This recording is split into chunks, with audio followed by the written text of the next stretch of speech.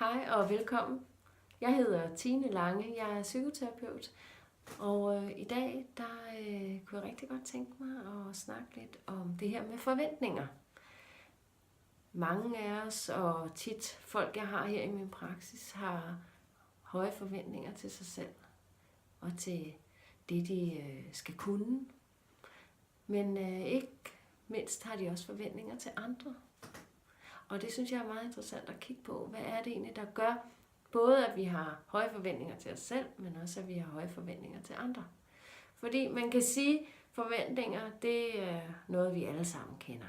Forventninger i den ene eller den anden grad i forhold til, hvad vil vi være med til, hvad skal man kunne, hvordan er det, vi begår os, og alle de her ting. Men der er noget i det, når det kommer over og bliver høje forventninger. Så hvad er det for nogle forventninger, vi stiller op, som bliver så høje, så det bliver svært at opnå? Og hvorfor er det, at vi stiller høje forventninger til os selv? Eller hvorfor er det, de bliver høje forventninger? Hvad er det, der gør, at vi sætter barren højere, end vi egentlig formår? Så nu stiller jeg dig spørgsmålet. Hvad er det, der gør, at du stiller barren højere, end du formår? Hvad er det, der gør, at det bliver høje forventninger for dig? Så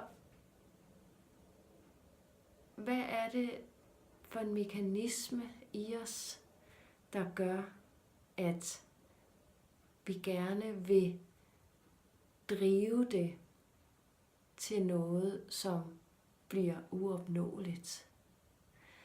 Ja, de andre kan også, eller de andre gør det bedre, eller det her, det kunne jeg så heller ikke finde ud af, eller hvad er det for en indre slavepisker, vi har siddende, som driver værket, om man så må sige.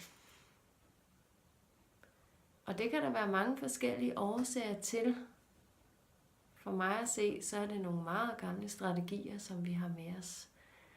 Og hvis man dybt inde har en følelse, en tanke, en historie om ikke at være god nok, så følger den os. Indtil man ligesom får kigget på det, og